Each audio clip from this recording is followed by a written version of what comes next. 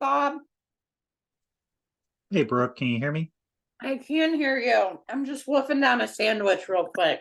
No, I'm doing the same thing. Okay. Thank you so much for being here today. I really appreciate this. I have so much to learn, and I just really appreciate you taking the time. Yeah, it's no problem. That Indie Star article really brought a lot of attention. I've been getting a lot of questions this week. Good, good. I'm glad to hear that. On that note, um, I had somebody from WFYI reach out to me and want to do follow up. They want to have a Zoom meeting. Yeah, Did they you? just contacted me. Oh, good, good, good, good. So you got that covered? Yeah, I'm talking to them. I think I got a meeting set up to talk to them early next week. Excellent. Thank you so much. I appreciate that. I Yeah, don't feel equipped really to be an expert or anything on this, so I really appreciate you. yeah, that's not an issue. I talked to NPR before, their WBAA station, so this one's just par for the course. Okay, perfect. Thank you so much. While I'm wolfing down my sandwich here real quick, let me know what you want from me today. I'm probably just going to introduce myself, quickly introduce you, um, my current experience with the Asian jumping worm and why I've asked you to be here today, and turn it over to you. Does that sound okay?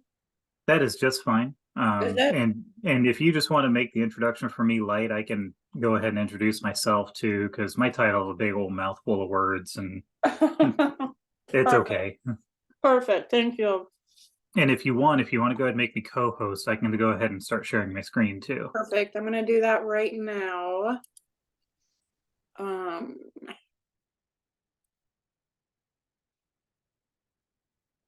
okay, I just made you co-host. Do you want to go ahead and share?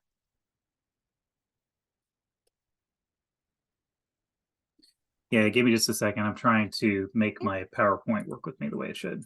Mm-hmm. Absolutely. My colleague Maria is here right now and she has joined us. We have somebody in the waiting room and I'm just going to wait a minute to let them in while we're getting prepared here. That sounds good. Okay, you should be able to see my screen now. Yep, All great right. picture. Yeah, great picture.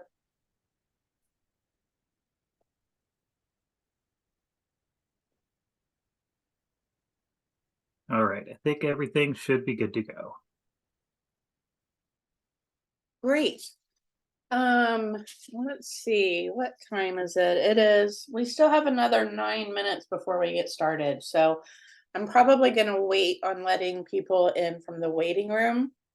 So, we are recording. I'm not pausing it because in the past, when I have paused it while we were preparing, I forgot to record when we got going again. And I've had a lot of people reach out to me and ask if this is going to be recorded. So, with your permission, I'd like to make that recording available with particularly the Indiana Native Plant Society on Facebook. I let them know I'd share with them. Is that okay? Yeah, that's just fine. Okay. Okay, great. I have to go let my cat in real quick. I'll be right back. Mhm. Oh, there you are. Okay, good girl. Good girl. So, Bob, the format that we normally take on here is similar to the one that you did with INPS, around about 45-minute presentation, but it doesn't have to be that long, and then just Q&A at the end. Is that okay with you? Yeah, that's just fine. This probably won't cover that much time. There's just not enough information to cram Well, into it, yeah, I figured that's fine. but we'll be well within that time frame. That's great. Whatever it takes is fine. And then also, if there are any questions that need clarification along the way, I'll just kind of gently interrupt and ask you that clarifying question. Is that okay? That's just fine. Great. I so appreciate you being here today. Um, this invasive worm has got me really, it's kind of got me high anxiety as we're going into fall plant sale season. Central chapter of IMPS is having a plant sale, a fall plant sale for the first time. And traditionally, we rely heavily on plant donations. And I'm pretty concerned about that right now. So your being here is a blessing. So thank you. No problem. Hopefully I can lay some of those concerns to rest. I appreciate that. I hope you can also. Um, if you don't mind, I'm going to go ahead and start letting people in. Is that okay? Yep, that's just fine. Okay, great. Thank you.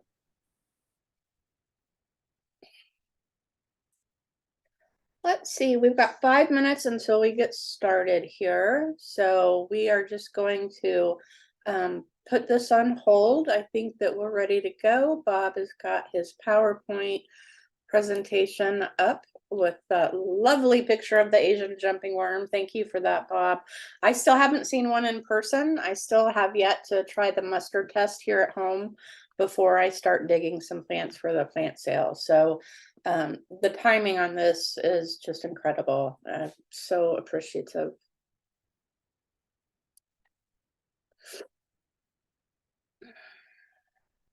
Hi, Tom. I'm glad you could join us today. Good to see you here.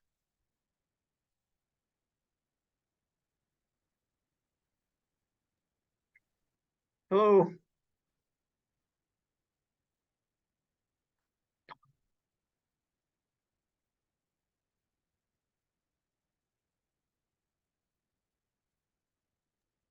I just ran out and grabbed my lunch. I've been pretty busy this morning, so I just finished it up. So ready to go. We're going to start in just a few minutes. It's 5 till noon. We'll start at noon as people keep coming in right now. So everybody knows we are recording today. A link to this recording will be made available publicly as soon as we have it prepared and ready to go. So thank you so much for being here today and being interested in learning more about this new invasive we have to deal with. And we're happy to have Bob here to inform us. We'll get started in just a few minutes. Thank you.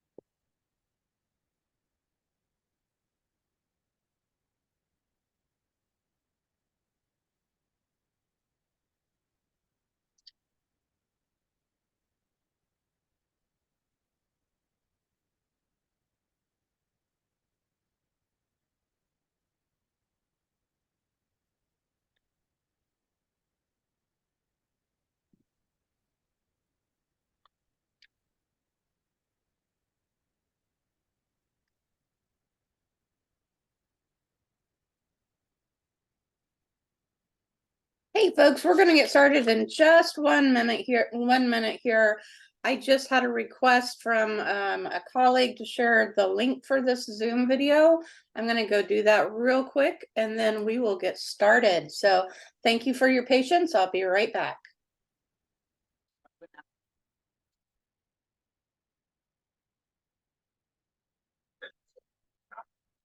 Yeah,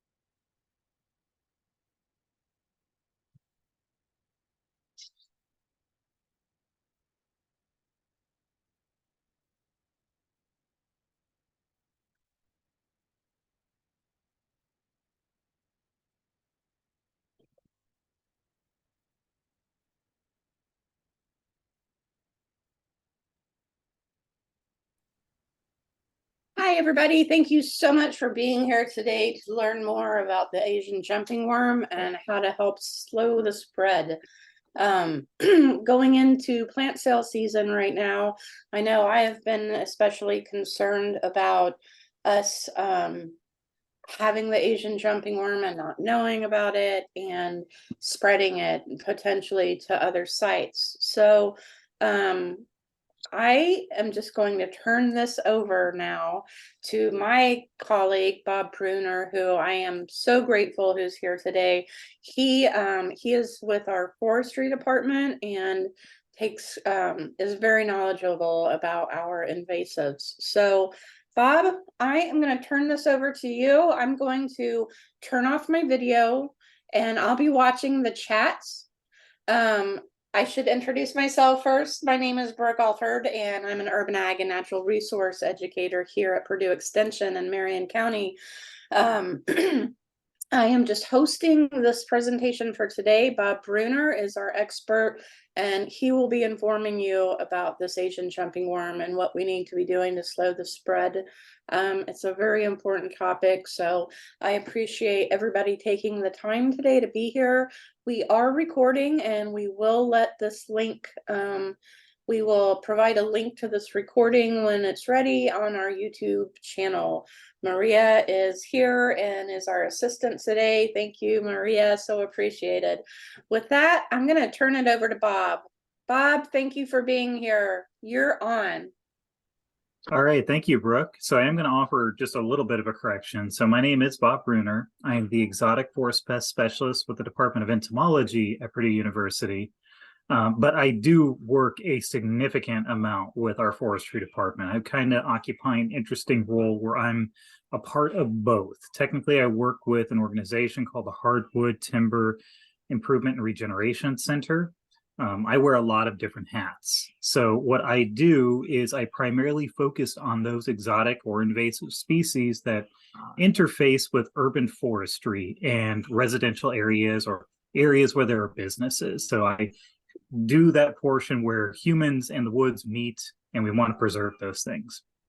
So a lot of the organisms that I work with are typically insects. I am an entomologist. I got my start studying invasive species back when emerald ash borer first arrived here in Indiana some 15 years ago.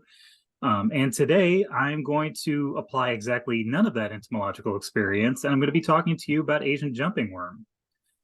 This is a species that, or group of species, I should say, that we are more becoming aware of than it being new. We've probably had it for a significant amount of time, and only just now are we really becoming conscious of its presence here and what it can do. So a little bit of information on this critter. This is actually a group of critters. So we say Asian jumping worm, but what we're actually referring to is a complex of worm species that are native to Asia, and they're usually made of individuals who are part of two different genuses, so genus Amenthus and genus Metaphyri.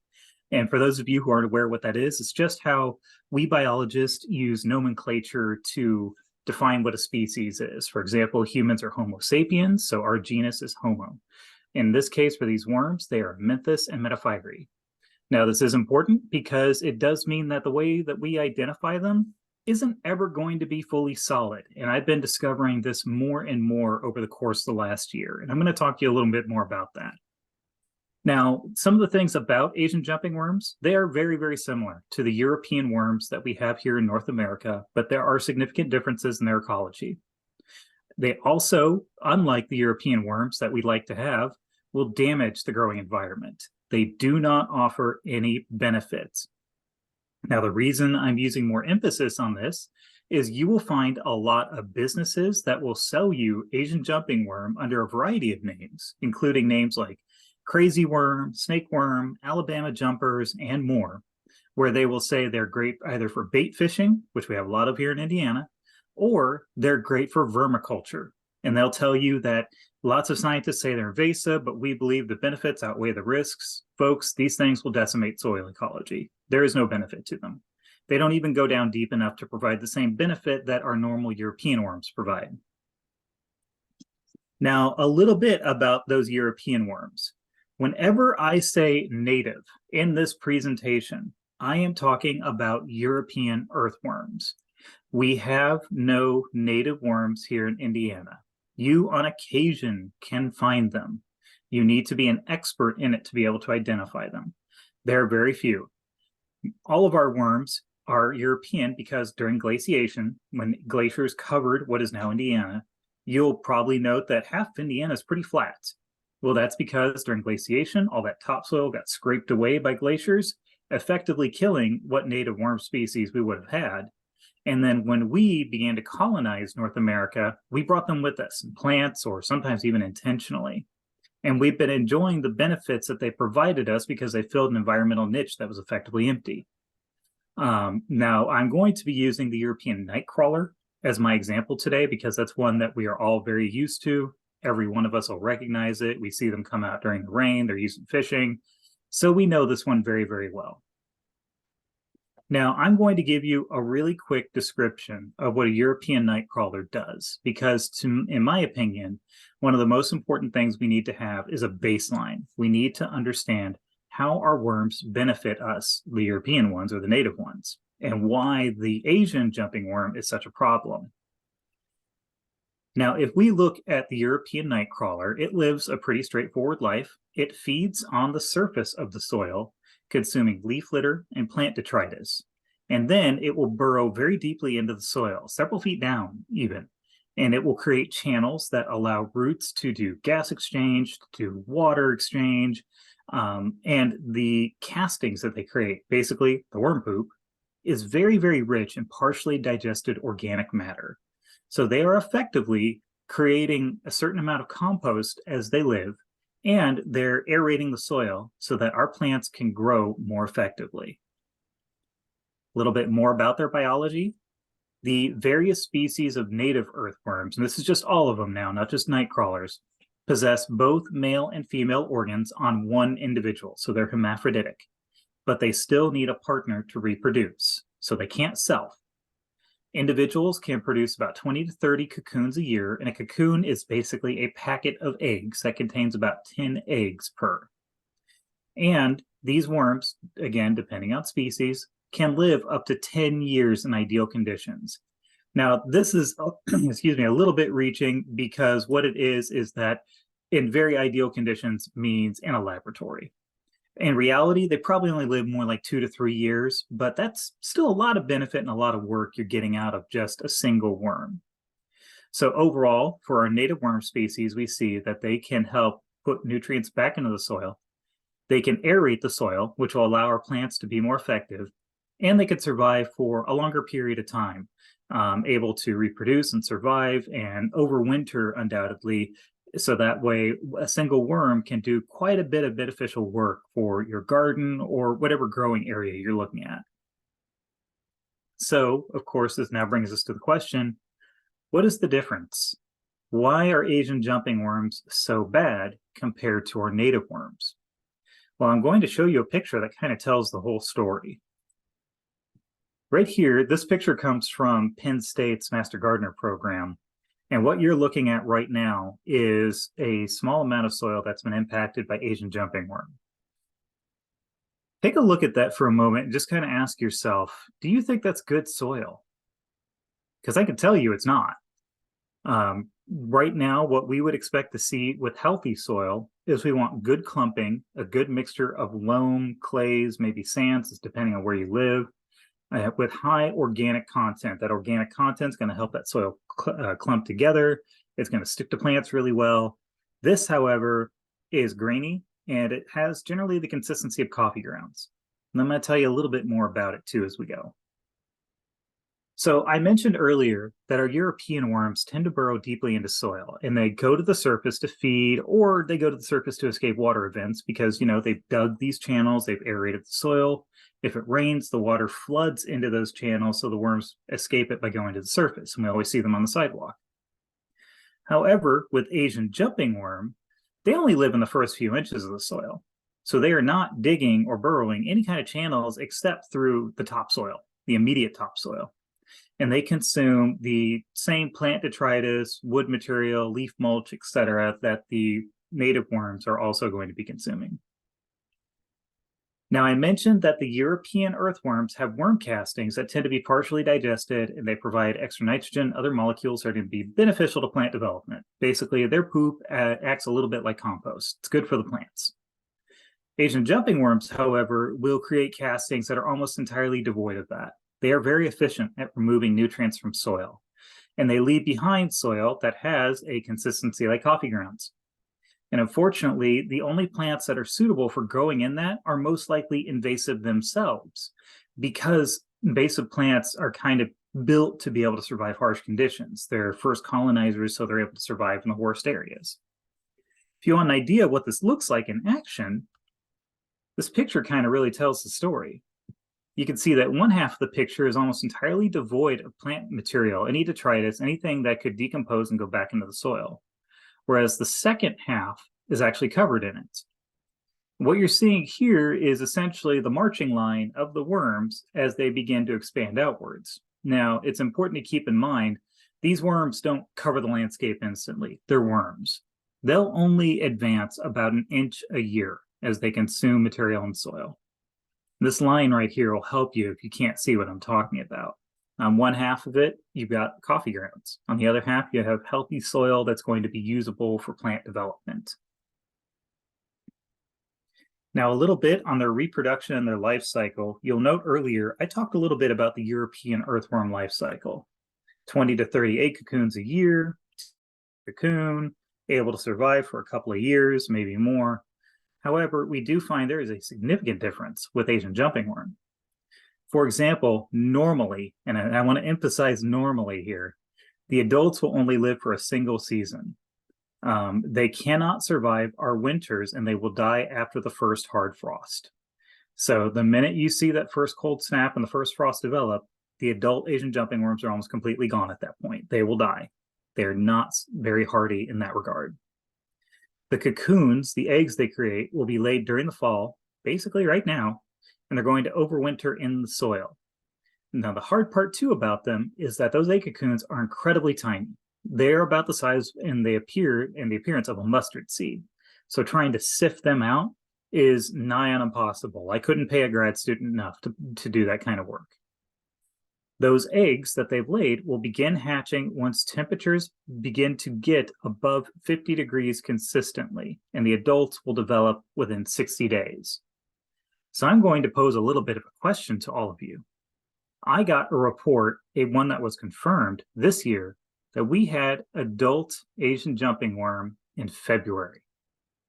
Keep that in mind. The eggs will only hatch when the soil temperatures are consistently above 50 degrees. And we had adults in February. Question I would ask is, where could we be finding them? Now, a lot of you may be scratching your head at that one because that doesn't sound like it makes sense, right? We were finding them in compost piles that were preserved for the winter, covered in barley. People were doing their exact right procedures and best management practices to help their compost. And we got our first generation completed in February because the worms had infested that compost. So instead of getting just one generation, the adults are born, they only live for a single season and die. We were instead, I would estimate we've probably gotten anywhere between 3 and 5 generations this year. We've had very high temperatures, very high humidity. Now, we did see the worms drop off during the worst of the drought conditions. But once that ended, they came right back. And I've been getting phone calls and conversations with people ever since then. So let's keep rolling.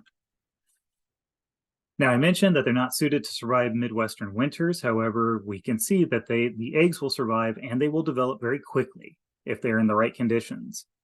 And while the worms are prolific, they do tend to go through a series of boom and bust cycles, probably because their populations will grow too large. They'll consume all the stuff they want out of soil. And then after they've done that, their population is too large to be supported by their current environment because they're worms, they don't move fast, and they bust. That doesn't mean they're gone, though. It just means the population got knocked down.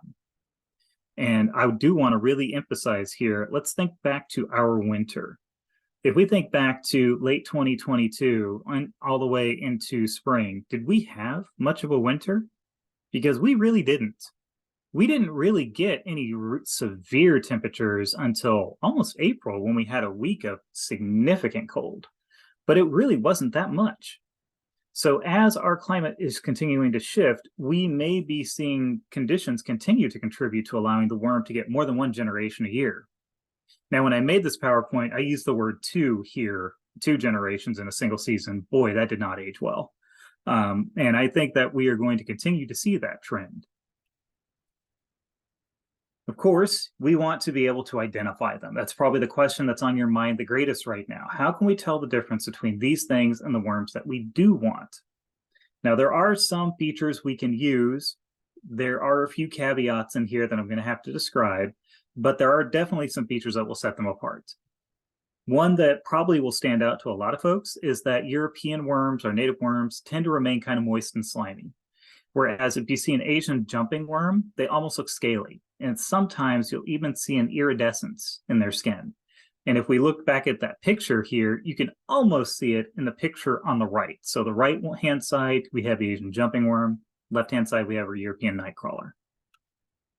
Now, I put down here that Asian jumping worms can reach approximately 6 inches in length, which is true. However, I have yet to find where their size differs enough significantly from native worms to be anything probative for identification. So I wouldn't rely on that. One thing you can rely on, however, is that Asian jumping worms are very, very aptly named. They will thrash. They will thrash around as though you were holding a snake that did not want to be held, and they are extraordinarily mobile. So most worms, or all worms, I should say, move by these little tiny hairs we refer to as setae on their body, where they will push them out and use them to move through soil. Most worms only have a few sets of them dotted along an individual segment on their body. Asian jumping worms, however, have a full ring around each segment, meaning they have a lot more capacity to move, which probably also means they burn through more energy when they do so. That's why they're so good at drawing nutrients out of the soil. They need the energy.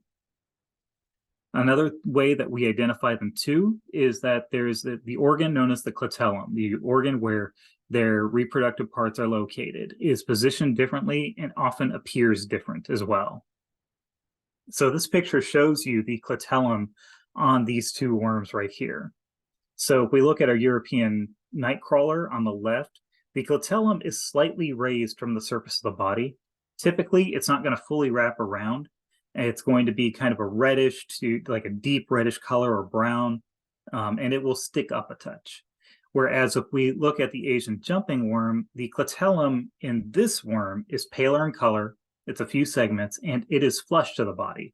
It will not be raised up at all. Now, unfortunately, I have found a few differences recently. So I mentioned the clitellum is the organ that produces the eggs. I already talked about the European nightcrawler one. And I say here in the Asian jumping worm that it's pale in color compared to the rest of the body. It is flush with the body and it wraps fully around. All of that is true, except I have been finding instances where that clitellum is not pale. It's a different color. Sometimes it's a different color, but it's kind of hard to tell. I find it's easier to check if it is raised up or it is completely flush. Sometimes you will find it very, very slightly raised compared to the rest of the body, but not really at all, especially not in comparison to, say, a European nightcrawler or another worm, like a red earthworm or a brown earthworm. I've also been finding that often body color is definitely not anything that will indicate species, so I would not trust the color of the rest of the body. Now, I've already described the CD to you. There is a full ring around each segment on an Asian jumping worm. So for those of you who are good with your microscopes or are familiar with them, you can look at this under a microscope and find them, but I will warn you, it is challenging. And I'm somebody who uses a microscope quite a bit.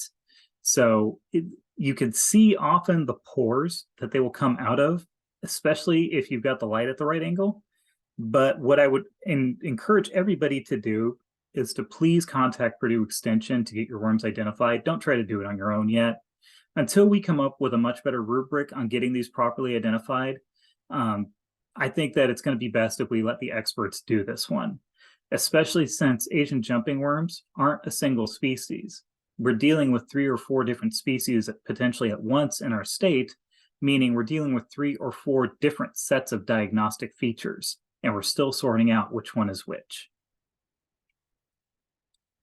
Now, this is the one that I'm sure all of you are very interested in. You want to know how to prevent these worms from getting here. Well, you need a few extra facts first before you understand what this is really asking. Asian jumping worms have probably been in the Midwest for decades now. I've seen reports estimated to go back as far as, I think, the first few years of the 20th century, where they were finding Asian jumping worm in greenhouses, I believe. And it has been spread across the United States since then. The thing is that our climate has shifted. And that shift is benefiting those worms. And now we're beginning to see them appear more in other areas, which means their populations are going up and they're spreading more. Now, I'm going to tell you the spots where we typically have the most problems with them, though. So the biggest and most important factor to keep in mind is that we spread them, human beings, our activity. These worms only migrate about an inch a year. They are worms. They cannot fly. They're not going to be running across the ground, anything like that. We move them when we move soil or products that contain soil. This means that they could potentially be moved in potted plants, compost, mulch, or soil from contaminated areas. So if we think about how gardening happens in Indiana, let's say my grandmother, bless her soul, wants to start a new garden. She would call down to her neighbor, the farmer, and ask him for a big old truckload of the black soil that he uses in his field, and he'd drive it over and dump it in the spot where she wanted to develop her garden. That's very, very typical of Indiana and a lot of the Midwest. And that's also a really great way to transport Asian jumping worm. And a lot of us engage in that. Or if we are sharing compost, or if we contribute compost to, say, a community garden. Now, these are all things I'm sure you're thinking about right now. You're probably going through and going, I do several of these things. I trade plants, I trade soil, I want to benefit my neighbors and my community. Here's the thing, don't panic yet. We are not at the point where every bit of soil is contaminated. We just need to check the soil. Don't use soil that you don't trust.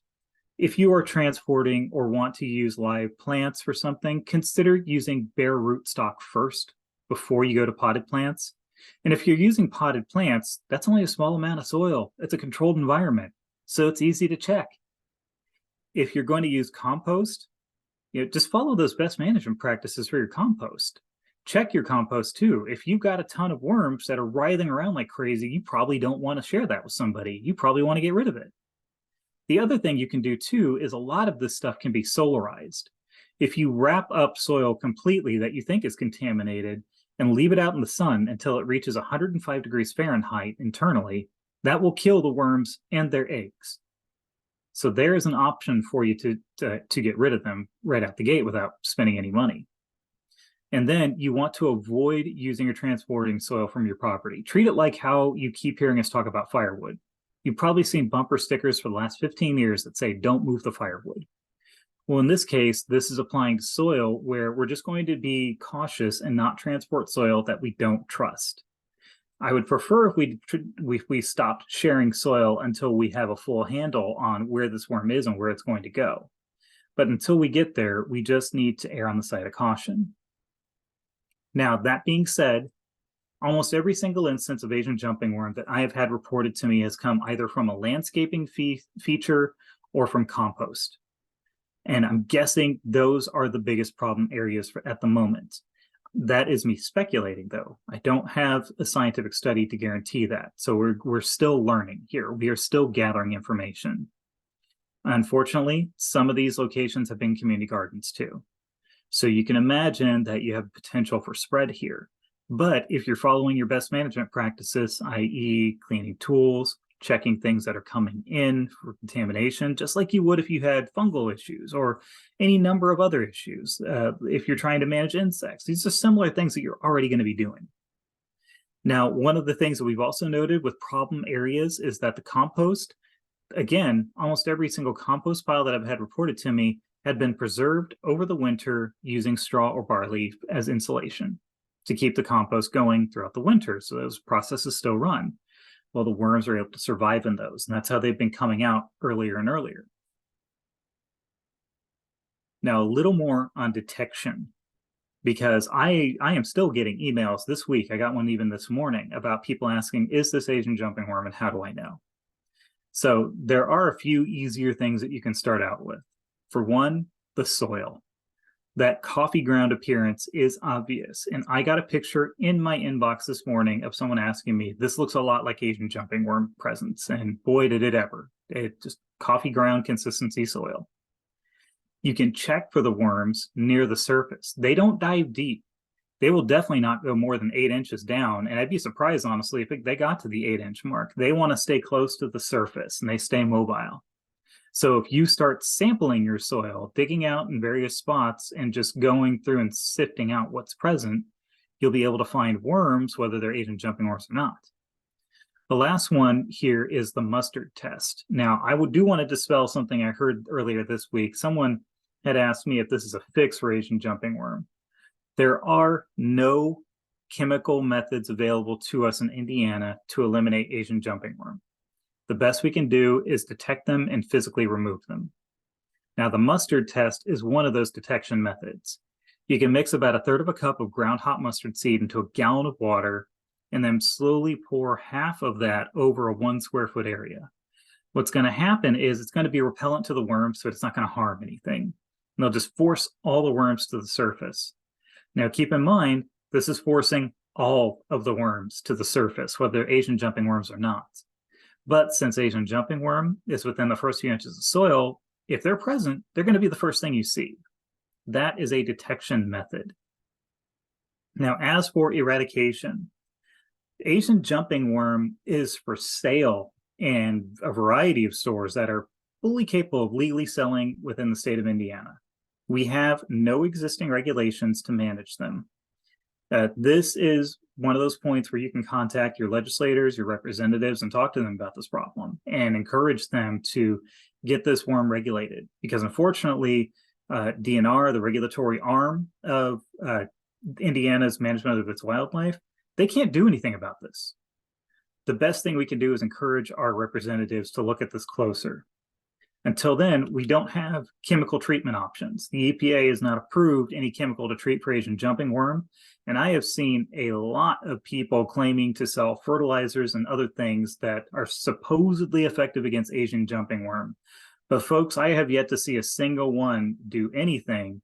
And it sounds like a lot of snake oil to me. Right now, the best way to get rid of them is to physically remove them, hand pick them out, dispose of them in a trash bag, or solarize them in the way that I described earlier. You could take that compost, you could take that mulch, you could take that topsoil that you just bought, spread it out in your driveway, completely wrap it up, and let it cook. And this summer has been a great time to cook because it has been burning hot. Those worms cannot survive those high temperatures like that. The trouble is that is a decent amount of manual labor. I would not recommend anybody do this by themselves, regardless of your age, because that's a lot of soil you may be going through. And the good thing is too, by the way, the solarization, it has been shown, it will kill the eggs as well. The eggs will not survive that. Now the hard part. This is one of the ones that I have yet to figure out a good way of managing this. When it comes to sales, exchanges, and community gardens, how do we manage this? What I would say first is don't share plants if you don't know the person, because you need to check soil for contamination and you can't be sure that there isn't worms in there. Use trusted sources. Help each other monitor. Closely monitor any plants that are coming into a community garden, especially any compost or soil. I would honestly begin closing off and keeping sterile sites within a community garden, so that way you can handle that as opposed to bringing stuff in. You can exchange plants from a non-sterile source. So let's say you have a contaminated source and somebody brought in their tomatoes at the beginning of the season, they're wanting to get them planted in. The plants themselves are not infested. They don't want the plants. They want the stuff that the plants leave behind. They want the plant detritus. They want the leaves that fall off. They want the old rotting wood bits. You can clean off the plants and clean off the roots and put them in a sterile planting medium and still be okay. You'll reduce your chances significantly. And the other thing is what you're doing right now. Educate yourself, learn to identify them, and please, please report them. That is one of the biggest challenges that I am running into right now, is that I can't tell you where these are at in Indiana yet. You probably saw an Indy Star article that came out earlier this week that showed several counties. However, I think we accidentally left a county off of there because I believe Vigo County also has a confirmed presence. But the trouble is, it's probably in several more areas in Indiana. It's just people aren't reporting them. And if they don't report, I only have so much time to be able to drive out and check myself. So please report them, get them confirmed with us, send them to the Plant and Pest Diagnostic Laboratory, and get them confirmed, but then make sure they're reported too. Now then, one last thing on the issue of reporting. Oh, I see a good question there in the chat. I wanted to address it before I move on. So someone is asking right now, what do you think about using saponins, alfalfa pellets, or TC to combat Asian jumping worm? This is one of the biggest ones that I see people suggest. And honestly, I have found no evidence that indicates that saponins are effective at control of Asian jumping worm. Now, there is more research that needs to be done. But right now, until I see that research, I'm going to have to say that there's no evidence that it's going to help you at all. In fact, if someone's trying to push that on you, I would be a little bit concerned of whether you're getting a product that's going to be worth your time and money. So there's my opinion on that. Now, as for reporting them, so my predecessor and mentor, Dr. Cliff Sadoff, set up this website called the Purdue Plant Doctor. So what he did was he created this website where you could type in basically something like earthworm or spotted lanternfly or a plant name, and it would lead you to information about anything you could possibly be looking for. And what I'm doing right now is I'm quite literally working on getting Asian jumping worm entered into this system, along with several other things that you can use. And if you put in something that is invasive, you will find a button that says report, and it will help you get that done. So let's say if you search for spotted lanternfly, a very nasty invasive bug, right, that's in Indiana right now, and you search for it and you know it's right by you, you'll see on its webpage there's a button for reporting it, and you could go ahead and do that. And I'm going to have that set up here in the next few days so you can access that feature and use it on this site. You can't report them to DNR and expect anything, because unfortunately DNR can't regulate them. They can't do anything. Really, they're just kind of sending information back to us, so that way we can build a database of where we know, so that way we know where they are, and you can use that information to advocate for getting these worms regulated. And then let's see, the last thing I'm going to cover right now is when it comes to reporting them, if you don't use the Purdue Plant Doctor first. is that you can also report them using edmaps.org, and I'm sure Brooke would be more than happy to help you figure that out. You can also contact me and I will, or use glidden.org. I would go to edmaps first myself. That one will help you enter them into a distribution maps. That way we know where they are. You can also call 1-866-NO-EXOTIC for reporting any invasive species, including Asian jumping worm. Now that will probably connect you to DNR, but it will come back to me eventually, and I'll be able to put it into the database that we're maintaining at Purdue. And of course, you can always email me. I would honestly kind of prefer you just email me about it until we get these regulated, because I'm ultimately going to be the one who's working on this. And then just a few invasive species information bits here. We do have social media available. And I already talked to you about the 1-866-NO-EXOTIC number. I would rather you go ahead and report an invasive, even if you're wrong. So that way we could still check it out, because you may have found something. And all of these resources are available to you to be able to look at and talk about these insects, worms, and whatever. All right, so that is what I have for the presentation. So why don't we go through some of the questions, because I see a few more have come up too. So I see someone is asking, I started doing the mustard test on my yard, negative for Asian jumping worm, but I realized that it's endless. If I test 5 spots, they could be in other adjacent areas I haven't tested. Am I being overly negative? So I don't think, no, I think you might be a little too negative on that one. So what you're doing right there is a little bit of statistical sampling, just like scientists do. If you tested 5 spots and you're not finding Asian jumping worm, you're probably in the clear. What I would do is you can tailor that to combine your testing with areas that look questionable. But if you've already got 5 spots done and you're doing a good random sampling, I mean, I think you're probably in the clear there. Just keep doing it, keep monitoring. Don't panic until you find something. Let's see, how best to clean tools, what to do with soil when worms are removed, and how can you solarize them, clear or black plastic. So first off, cleaning tools. We have a lot of resources that I'm sure Brooke is willing to share with you on potentially how to clean your tools. For me, when I'm doing work with areas that I am not sure about, I clean my tools in about I think it's a 30% bleach solution, bleach and water, and that should be effective. These aren't like pathogens. They're not going to be that resistant to things. So even just a little bit of sterilizing will work pretty well. How hot a day do you need to solarize them? That one, I'm not sure I could tell you, but I'm very confident that a day that is 80 degrees or above, leaving out soil in either clear or black plastic is going to solarize it pretty effectively.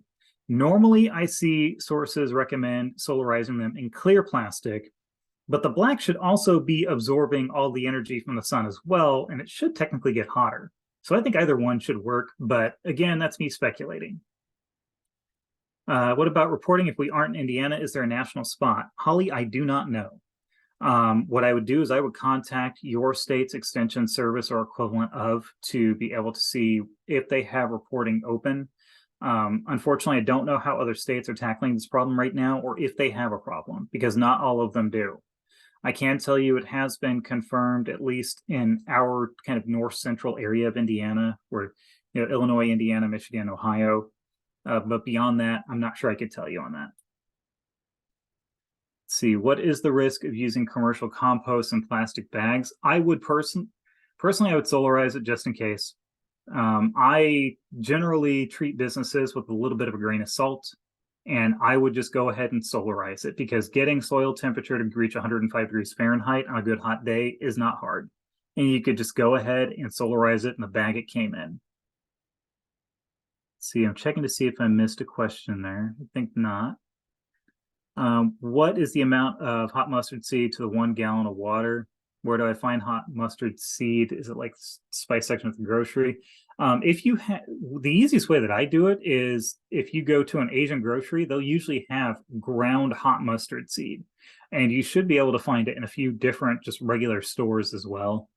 And it would be in the spice section, yes. And then I think, let's go back to that slide here where I describe it, because I think I said 1/3 of a cup of ground hot mustard seed in a gallon of water. So that gives you that idea. If you have doubts about the worm ID, should we email a photo to you? Yes, absolutely. Even if you don't doubt your worm ID, go ahead and email it to me. Now, one thing I will say is that if you email pictures of like soil that looks damaged or Asian jumping worm suspects, I would like to use them for educational reasons as well. So just let me know if you're okay with that when you email them to me. And I would love it if you guys emailed me those pictures as much as you can. See, my garden club always has a plant sale with plants from members' gardens. We wash off the roots of each plant and pot it in fresh pot planting medium. Could we continue with our plant sale even if some people had jumping worm? If you're doing that, yeah, you should be just fine. If you're washing off roots and putting it into fresh planting medium, you are like, there's not going to be a bulletproof way of keeping the worms away, but you're doing exactly what I was recommending. So I think you should be in the clear there. The biggest issues that I personally see coming from plant exchanges or sales is if we maybe hand wave a little bit of some of the newer folks or folks we don't know as well bringing in soil. Like they may not have the knowledge you do. You don't know who's been doing the best practices. But if you are going through and you are doing the effort of you're already washing off the plants and you're repotting them, then I think that you are doing exactly what you should be.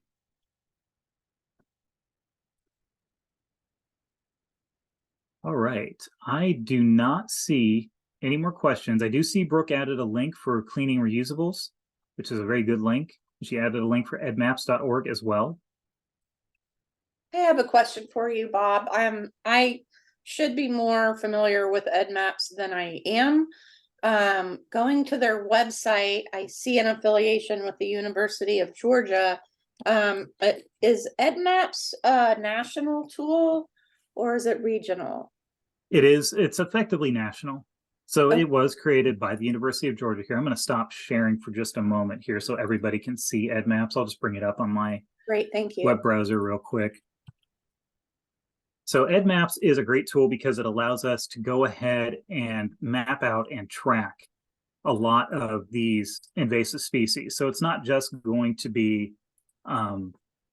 Asian jumping worm that you see on it. You're going to see other things. If it will go ahead and load for me, that'd be nice.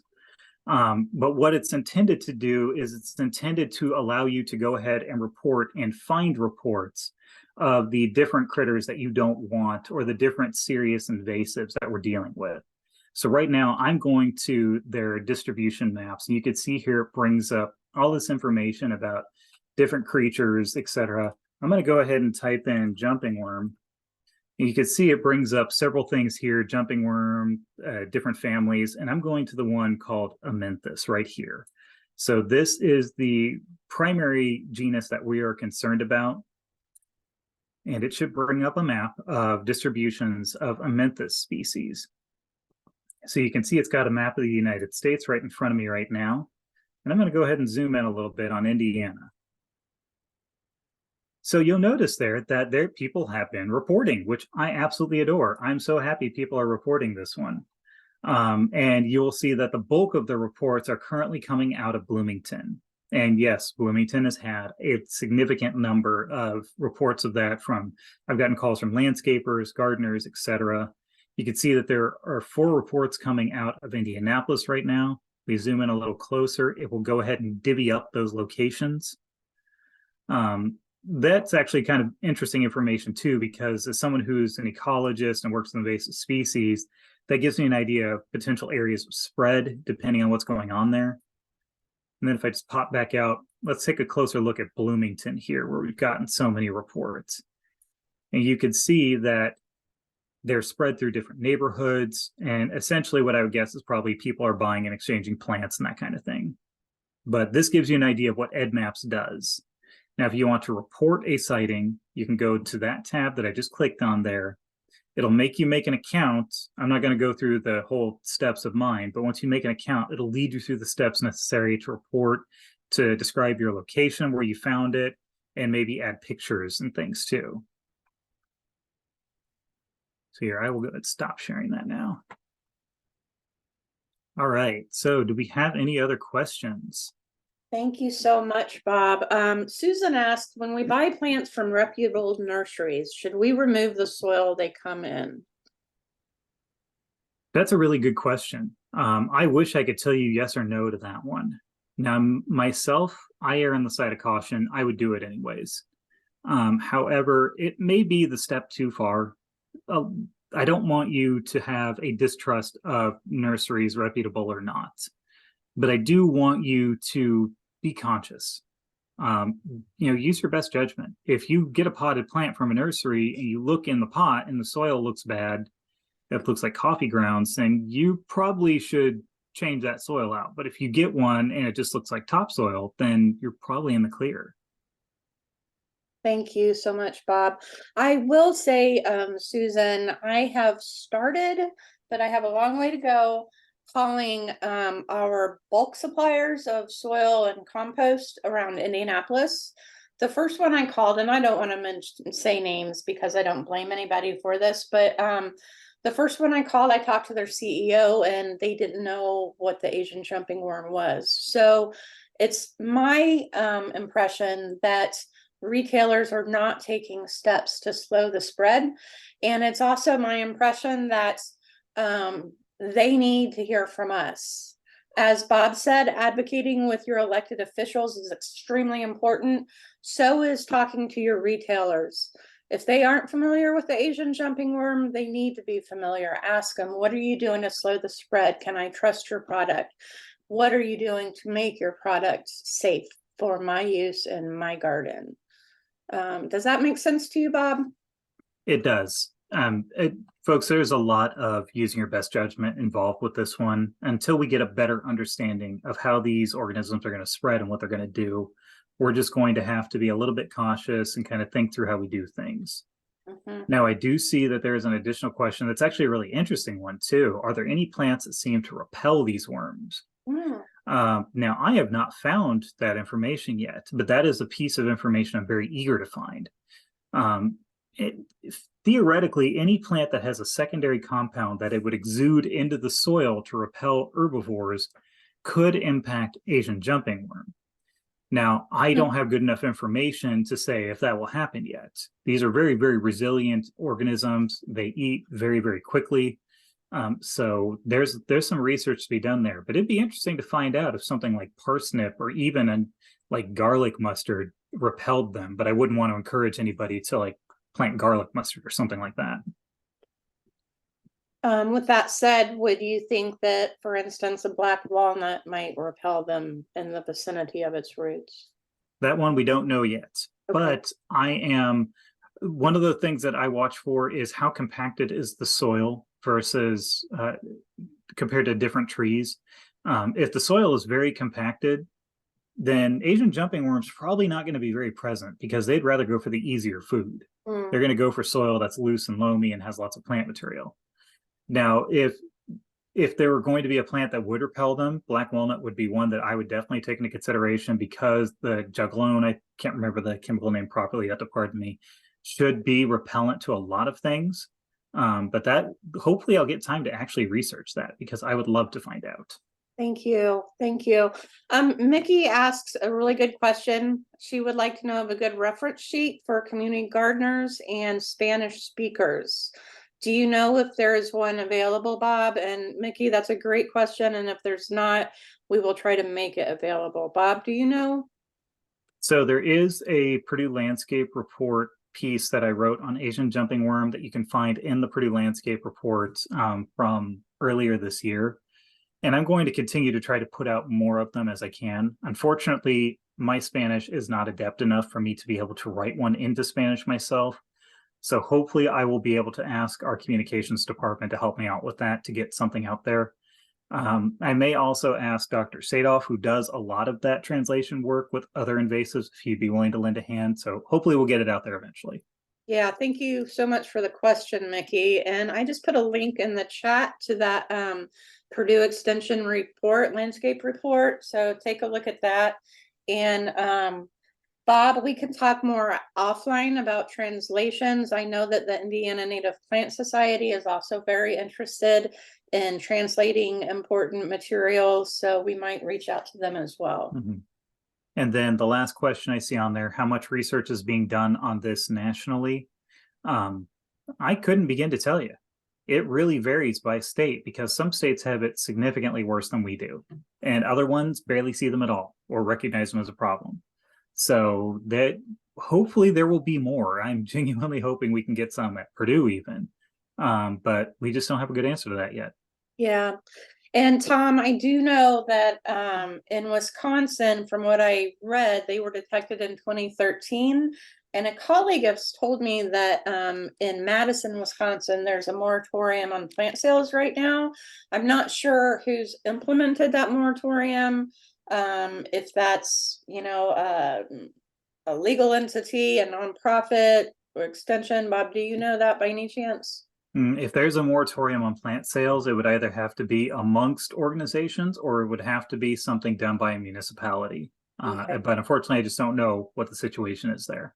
Okay, I know that the Indiana Native Plant Society, and I will fess up, I am a member, and I was at a council meeting with them recently, and that was discussed. Do we need to put a moratorium on our plant sales? And they decided no, that it's too important of a tool to get native plant material out there, to contribute to ecological diversity and that sort of thing. So what they chose to do is just to require people to implement best practices when donating plants to their sale, and that includes bare rooting your plants before you plant them into sterile medium. And we can send out that document to participants of this webinar. Barb is on the channel here, and I can ask her if she can send that document out for folks to read. Does that make sense to you, Bob? Yep, that makes perfect sense. And I will continue to try to get more publications available as time goes on. Just keep in mind, my son recently came into my life. He was born about 2 months early and he is blessedly healthy, but I'm a very new father and still getting used to that. So I'm a little behind on everything. And Bob, we are so happy for you. I'm proud and so glad that your son is doing well, and hope you are getting plenty of time to spend with him. We're just so happy for you. Thank you. Mm-hmm. Thank you Well, for taking the time to be here today. Most of yeah, all. I love talking to groups about this. I'm hoping that we can get more information as soon as we can to everyone. And again, please feel free to email me questions. I'm happy to try to help as I can. Okay, and I will attest to that. Bob is a great resource, so please keep him in mind with all of your questions about this horrible new invasives. I wish that we were coming with better news, talking about something fun like landscape design, but here today we just need to get this education out. So thank you so much, Bob. Really appreciate it. Yep, no problem. Any more questions before we break up today? Thank you so much for everybody for attending, taking time out of your Friday afternoon to be with us and to educate yourself. Please continue to spread the word for us, and we will share resources with those who registered for attendance today. Hi, Mickey. I think Mickey's coming to us from Tippecanoe County, right, Mickey? Thank you for being That's here. correct. Okay, Out in the garden. great. Everybody have a wonderful weekend. Thank you again. Thank you, everyone. Bye-bye. Bye-bye.